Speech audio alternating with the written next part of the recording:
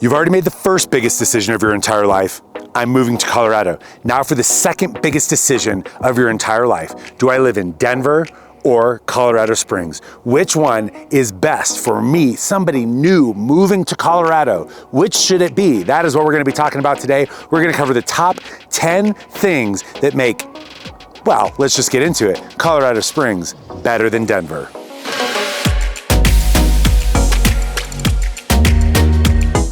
Number 10, to kick things off, Colorado Springs is cheaper than Denver. And today's day and age, I gotta be honest, that might be the most important factor when considering everything is super expensive. Groceries, living, gas, entertainment. It feels like everything is like just really constricting the wallet. I'm gonna be honest, the other day I went to the grocery store, and I live in Colorado Springs. The other day I went to the grocery store and I bought like yogurt, bacon, and a bag of cheese, and it was like $27. That is crazy to me. And when you look at the cost of living in Colorado Springs versus Denver, it's somewhere in the range. Now, it depends on what part of Denver that you're in, I'll give it that, but it can be anywhere from 4 to 9% more expensive. That adds up really, really quickly. And then obviously we're a real estate channel. And so then when we compare the cost of real estate, it is significantly more expensive than Denver. I have helped a few clients buy and sell real estate up in the Denver market. And when I compare what they're able to purchase with their purchasing power up there, it's just, in a lot of areas, it just doesn't hold a candle. Now, I know that somebody's gonna go to the comments and they're gonna say, well, that obviously depends on where you're buying in Denver. And that is obviously true. If you're buying in the cheapest neighborhood in Denver and you're comparing it to the Broadmoor, which is maybe one of the nicest areas in all of Colorado Springs, then yeah, it's not gonna compare. But when you're comparing like or same, that is where you start to see a dramatic difference. I thought it was ironic for us to come out to the Broadmoor area while I'm talking about the cost of living being cheaper in Denver, the cost of living being cheaper in Colorado Springs, because what you're seeing here with the size of lots that you have, a lot of these are 0.3 acres to 0.75 acres, really, really big lots, 4,000 square foot homes, very, very common. If you were to take that same thing and put it in the nicest areas of Denver, you take a home and I would honestly easily say that you're pushing 10% more expensive in the Denver area. Land, lot sizes, it's just a lot harder to come by. So if you are wanting still the advantages of Denver, but you want your dollar to go a little bit further, Colorado Springs is definitely a cut above Denver. I remember the first time that I ever came to Colorado. I flew into Denver. I was going with some friends to the Denver Nuggets game, and I was shocked because I feel like every picture that I saw of Denver, it was like the skyline and the mountains. And I was really used to Utah. I went to college out in Salt Lake City, and I was used to like the city being right underneath the mountains. And that was actually pretty freaking shocking to me when I first went to Denver. Well, number 9 is that Colorado Springs is way more better than Denver because of its proximity to the mountains. A lot of people, that's why you're moving to Colorado. You're moving here because you want to be in and near and around the mountains, and you want to feel like they're just on top of you, and you can take advantage of the activities and the beautiful things that go along with the mountains. Well, Colorado Springs is therefore then for you. So you can see right behind me, we're up in the Broadmoor neighborhood still, just a different section, but you'll notice throughout the video that the mountains, you'll be able to see them in almost every shot. Like they are right there. Even the downtown area from the mountains is 5 minutes, 10 minutes away to get to some of the mouths of the canyons. And you just have, what that brings is that brings a lot of opportunity for outdoor activity and recreation, pretty much from no matter where you live in Colorado Springs. Now, right now, I just bought a new house, but I live on the east side of Colorado Springs right now. And even for me to get to the mountains, it's like 25 minutes depending on where I'm going. The mountains are so beautiful. There are so many days where I just am driving along and I'm like, gosh, I cannot believe that I live here. And I think what's exceptional about Colorado Springs is Pikes Peak. Pikes Peak, one of the cool things about it, it's labeled and touted as America's Mountain. And the cool thing about it is the song, America the Beautiful, was actually written about Pikes Peak. And so it just has this kind of big, powerful, beautiful vision to it when it's so much bigger than all the other mountains that are in the Front Range, and it just looks so good. And again, conversely, when you're up in Denver, unless you're paying high dollar, again, to be in like Golden or Boulder or something like that, which are technically not even Denver, that's how you can get on the west side. That's how you can be really close to the mountains, but the dollar goes way, way up. Whereas here, we have that benefit. We are one with the mountains here in Colorado Springs. Now, something awesome that comes from being closer to the mountains and just kind of the general geography of Colorado Springs is number 8, cleaner air. Now, I'm not gonna lie to you. It is not like we have the cleanest air in the country. We are still a bee city, we're still pretty big, but the air here is much better quality than Denver for a pretty obvious reason. There's like a third of the amount of people here, if not less, in the Colorado Springs area than in Denver. There are so many more vehicles, way more trucking lanes, way more trains, everything that goes through Denver. And that ultimately just creates a lot of air pollution. And then there's something unique about, well, it's not as bad as Salt Lake City, I will say. Salt Lake City is in like a true like valley, right? You've got the mountains on the east side and then the big old Salt Lake Valley and then the mountains on the west side. And in Salt Lake City, gosh, you do get some of the worst air quality. It's freaking atrocious. You get that inversion a lot. But what's crazy is that actually happens in Denver quite a bit as well. Now, like I said, it's not like Colorado Springs has the cleanest air in the entire world. In fact, what we saw this summer is we kind of are like right in the jet stream, and you'll have big fires that happen up in the Pacific Northwest or up in Canada. And I've experienced this every year that I've lived here, where there have been huge fires up in the north and the northwest. And the jet stream just like brings that smoke down here. And during those times, it can feel, at its worst, it can feel and look like pretty apocalyptic, which is kind of weird.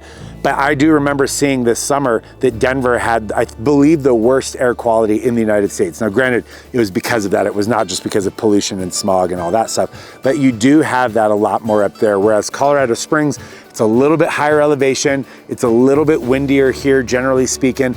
And that the wind is coming right off the mountains. And I'm a geographer here, so, you know, just go with me. But the wind is coming off the mountains and then it hits the plains and goes screaming off. So generally, I think the air quality here is pretty decent, although it's also pretty freaking thin. Is there anything more irritating than stop and go traffic? No, the answer is no, there is not. And that is another reason why Colorado Springs is largely way better than Denver, because the traffic here is just better, which makes sense. Colorado Springs is a city of only half a million people, about 500,000 people, and there is just not the same type of hustle and bustle that you're gonna have in a major city like Denver. When you go to Denver and you're looking at the maps, you're gonna have ramps on ramps on ramps just going every which way. The traffic is crazy. I feel like every time, no matter where I'm going in Denver, every time I go there, I am going to be sitting in some form of stop and go traffic at some point. Now, Colorado Springs does sometimes get a little congested, I will say that. It can definitely, during the busy hours, it can definitely increase the amount of time that it takes to get from one side of the city to the other side of the city. But I can count on one hand in the years that I've lived here, the amount of times that I've been in true stop and go traffic. The worst is obviously like if there's snow or if somebody does get in an accident, then yeah, you're for sure gonna, I mean, duh, you're gonna be in a little bit of stop and go. I-25 going north and south, which kind of intersects the city between like east and west of Colorado Springs. Yes, during the rush hours, it can slow down. But God, it's like really rare that it's gonna be like a true standstill. One of my favorite stories is I had some clients that were moving out here from Southern California. And you guys already know where I'm going with this. Southern California is just an ungodly amount of traffic. And I remember one of the kids, he was about 12 years old, he is like seeing, his dad drove a Tesla, and he's like seeing the traffic thing on the big screen up front, and it's just red on I-25. And so he's like, kicks back and he's like, oh, this is gonna be a long drive. And he was like, and then we just never stopped. And I was like, what? This is crazy. Like, this is not bad traffic at all. And it's truly not, because, you know, in Southern California, places like Denver, you're gonna get into like heavy congestion, thousands of cars just stacked on top of one another, and it's gonna be stop and go, and it is gonna drive you up the freaking wall. So, if nothing else, your sanity will be much more intact here in Colorado Springs. Now, quick pro tip. You also have to kind of take into consideration where you're gonna live in Colorado Springs, because if you live If you live like on the east side of town and you are trying to come to the west side of town to work in the morning, then that traffic is going to be pretty busy. So you do have to kind of take into consideration where like the major thoroughfares are and where they're going. But overall, 10 out of 10 would take the traffic in Colorado Springs over Denver any day of the week.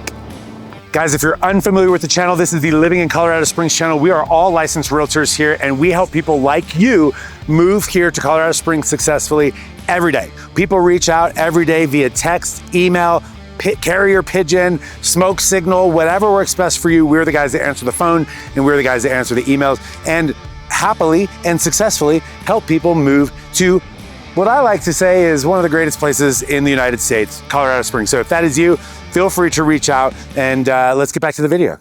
Okay, number 6 in the lineup is the airport. Colorado Springs has its own airport. Now, pros and cons, it is not a major international airport like Denver. You're not gonna be able to fly everywhere in the freaking world. It is not gonna take you from Colorado Springs to Paris.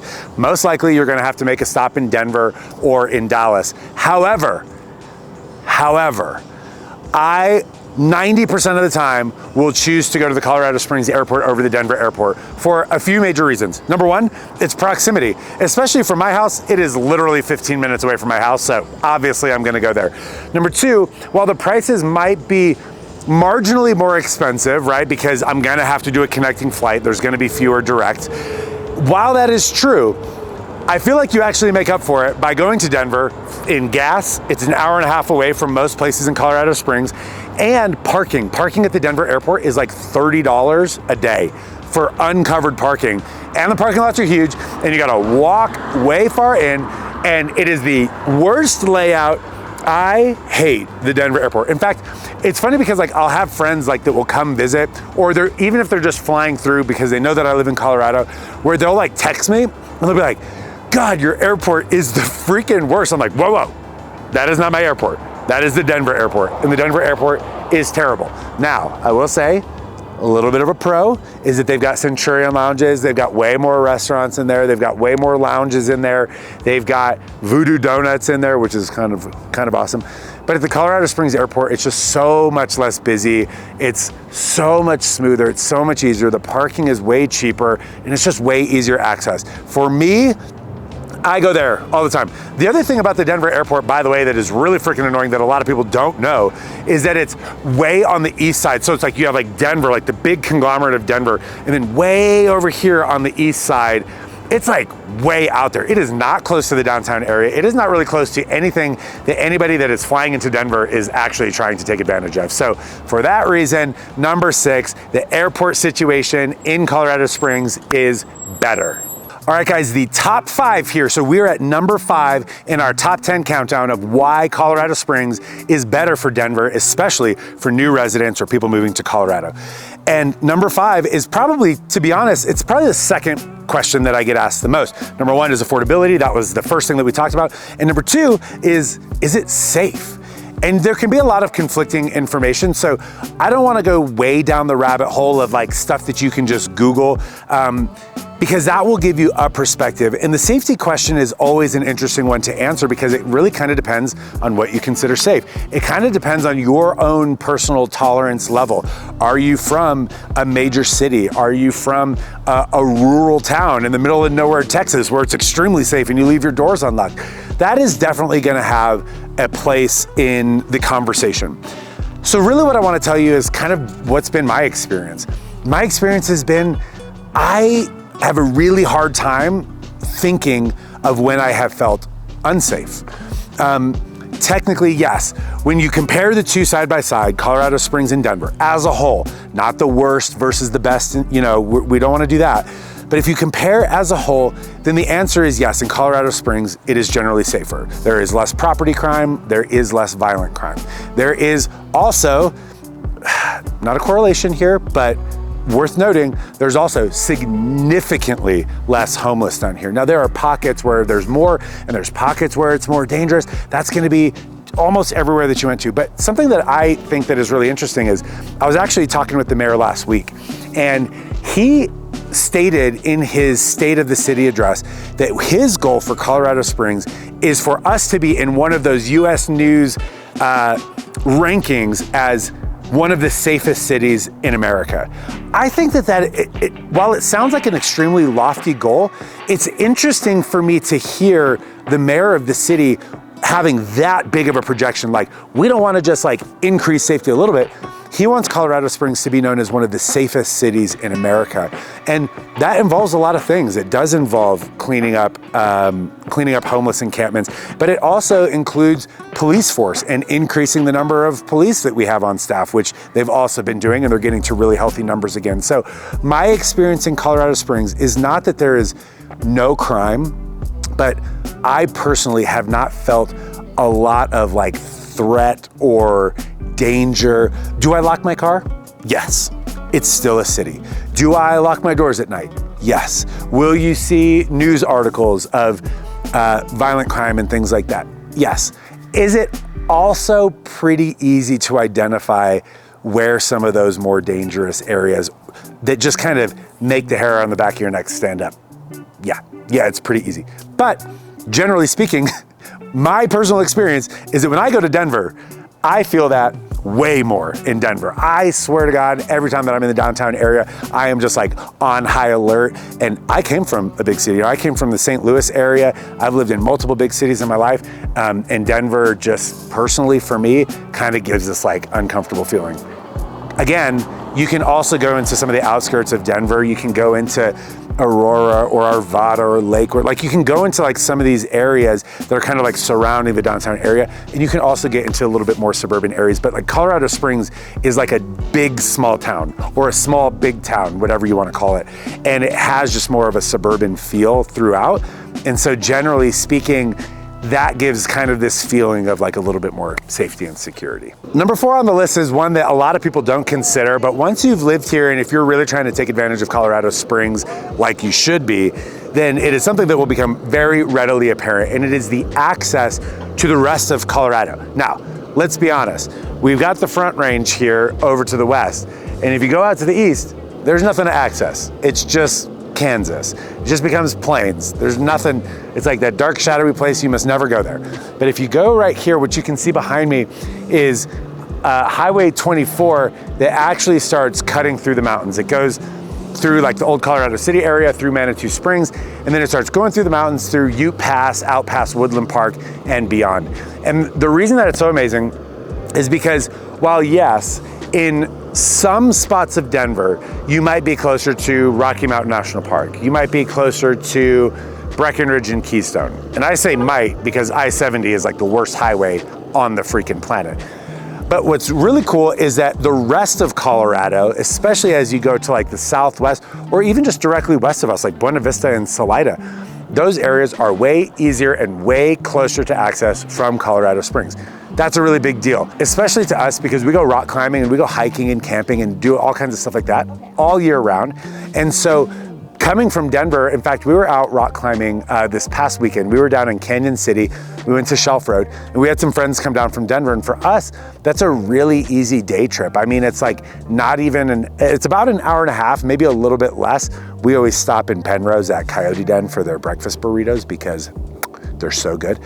But the people from Denver, it's a much bigger commitment. Fewer people are gonna do a day trip from up there because it's really, you're pushing close to 3 hours when you're doing that. And for us, it's just a jaunt. And then getting down to places like Durango, still far, but much closer from Colorado Springs, Pagosa Springs, like I said, Buena Vista, Salida. Now, Telluride is just far no matter where you're coming from, so not a lot of greatness there. But you know, a lot of people in Colorado, they like to climb the 14ers, the big 14,000 foot mountains. There's 58 of them, and they're dispersed all throughout the state. And there's just, again, easier access to all of them, both north, west, and south from the Colorado Springs area, which is a reason that I really prefer being here. I like access. The activation energy is sometimes a really hard thing for me to overcome, and so I like being a little bit closer if I can be. So we're out here in Acacia Park, which is kind of in the heart of the downtown area. It's at the intersection of Nevada and Tejon. And this is a really important park in Colorado Springs because Colorado Springs has something that Denver as a whole, I don't think does, which is a greater sense of community. Number 3, community. And I think it's been made really evident over the last few years the importance of having good community. And what does that mean and how does a city do that? Well, I can tell you this. I think the number one way to do it is by just having city-sponsored activities where the city is willing to shut down streets and block off entryways so that we can set up food trucks and get people together and encourage people to come together, which is good for a lot of reasons. Number one, it just helps build businesses. Number two, it helps people really feel like they're in touch with where they live. And I think something else that we can do that Denver really doesn't do is we kind of have a city identity. Colorado Springs is Olympic City, USA. The Olympic Committee is here. The Olympic Training Center is here. Fun fact, if you took the amount of Olympic athletes that we have in Colorado Springs and they were just the ones competing as a country, they would have gotten third at the Olympics for medal count. That is how many Olympic athletes that we have here. So right when you drive into town, it says, welcome to Colorado Springs, Olympic City, USA. There's Olympic Museum here and paraphernalia everywhere. We have huge events, the Pikes Peak or Bust Rodeo. We've got Territory Days. We've got the Mexican Independence Day is actually really cool. It's a huge event that they block off all these streets, tons of trucks, tons of activities going on for that. You've got the coffin races. You've got the Pikes Peak Hill Climb and the Ascent, which is both foot races and driving races up Pikes Peak. There is always, it seems like there is always something going on in the downtown Colorado Springs area, and it really helps bring people out and bring people together. In fact, again, it is actually a primary focus of the mayor to make sure that we are encouraging and making it more available for community activities because he understands the importance for mental health, for safety, and just for overall city pride. I can't believe it. We are at number 2, and it's crazy that there are so many great things about Colorado Springs that it took this long to get to. Maybe the most important thing about Colorado Springs is just the amount of open space. Right now, I'm standing in the Garden of the Gods, which is like nationally known, this super iconic place in Colorado Springs. You can see it behind me, these beautiful red rocks. There's stuff to play on, climb on, scramble all over, or just like nice little nature walks going through. It's one of the most picturesque places I've ever seen in my entire life. But what's cool about Colorado Springs is that there is just open space everywhere. I mean, like I said, I live over on the east side of town, and even where I live, within 10 minutes, there are huge open spaces everywhere. So a couple of the really, really notable ones that we've got to make sure that we hit when we come to Colorado Springs is, number one, obviously Garden of the Gods. That is just like, duh. But then right across Highway 24, there's also Red Rock Canyon open space, which is spectacular. Now, not to be confused with Red Rock's Amphitheater up in Morrison, Colorado, basically in the Denver area. But that space is super beautiful. Again, great for easy mountain biking, trail walking, or jogging, or anything like that. It's spectacular. And then I would say the two other really big ones are Palmer Park, which is like dead in the center of the city. Really fantastic. Done a ton of mountain biking out there. And then Ute Valley Park, just north of here, about 10 or 15 minutes, 12 minutes. Ute Valley Park is right in the heart of the Rock Rimmon neighborhood. There's great breweries around there. There's great neighborhoods. It's really spectacular. Colorado Springs just has that everywhere, and they're big, beautiful, very, very natural open spaces. And that's something that Colorado Springs has really made sure to pay attention to making sure that we protect these spaces. They're really, really well maintained. And in fact, we just opened one up on the north side of town up near Monument called Blodgett Peak Open Space. They just expanded that, added a bunch of open space up there because we've realized that while yes, like I said earlier, we've got great access to the rest of Colorado. Sometimes we need a little bit of Colorado in our backyards, and that is what makes Colorado Springs really special, is that you don't feel like you're living in a concrete jungle. You really are living in a place that you can get to stuff like this in the blink of an eye. My friends, you have made it to number 1. One of the things that unfortunately, I almost hate that this has to be the number 1, but in 2024, it just is like it's impossible for it to not be, is that what is the political leanings of Colorado Springs? And unfortunately, in a time in our lives where it feels like everything is taken over by politics, every single thing, every catastrophe, every good thing, every bad thing, everything has to be politicized. It is kind of unfortunate that we have to even talk about that and make it our number 1. But alas, here we are. So what is it like in Colorado Springs? Colorado Springs is purple. You may have heard us say this before, but I think that purple is the best description of what Colorado Springs really has to offer. And I think where you really see that as proof that we are purple is we actually have an independent mayor. Mayor Yemi Mobolade is an independent. And that is just such a beautiful representation. And I've met him multiple times. He's a great guy, and he is not overly either side. He really does care about his constituents here.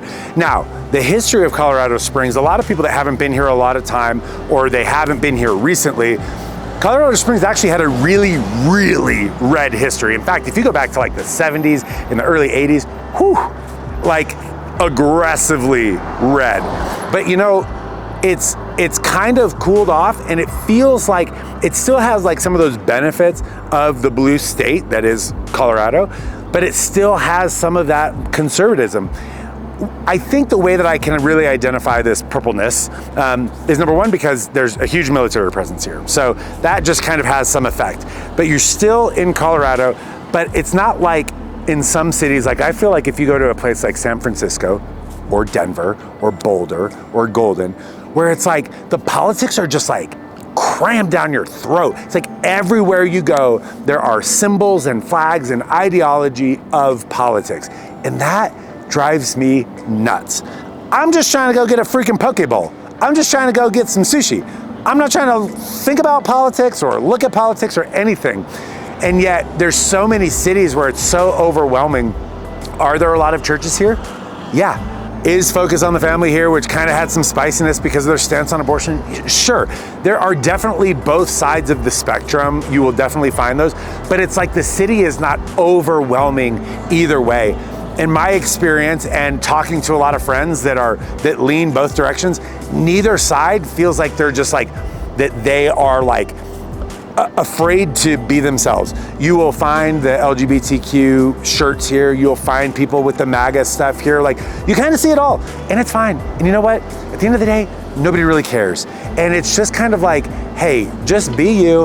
And in Colorado Springs, we really believe in just being respectful and kind of just like letting people just kind of be themselves. And that is really refreshing. It is, I've said this a lot of times, it's one of the most laid back places that I've ever been. And I really don't feel that when I'm in Denver. I feel like on a not political scale, I feel like I have to like dress up more. I feel like I'm always on parade or whatever. But here in Colorado Springs, it is just super laid back, and I can just kind of be who I am really at my core. So I gave you a taste, and maybe you're thinking, I don't really know if I can totally trust just Kyle's opinion. Well, we have a new podcast format where Chris and I, in this one, sit down and do a much longer, a much deeper dive where we get two perspectives and really kind of get to riff off of each other and understand some of these topics in a little bit more detail. So if you are considering Colorado Springs versus Denver and you want a little bit more information, that episode is coming out very, very soon. You're not going to want to miss it. So make sure to subscribe.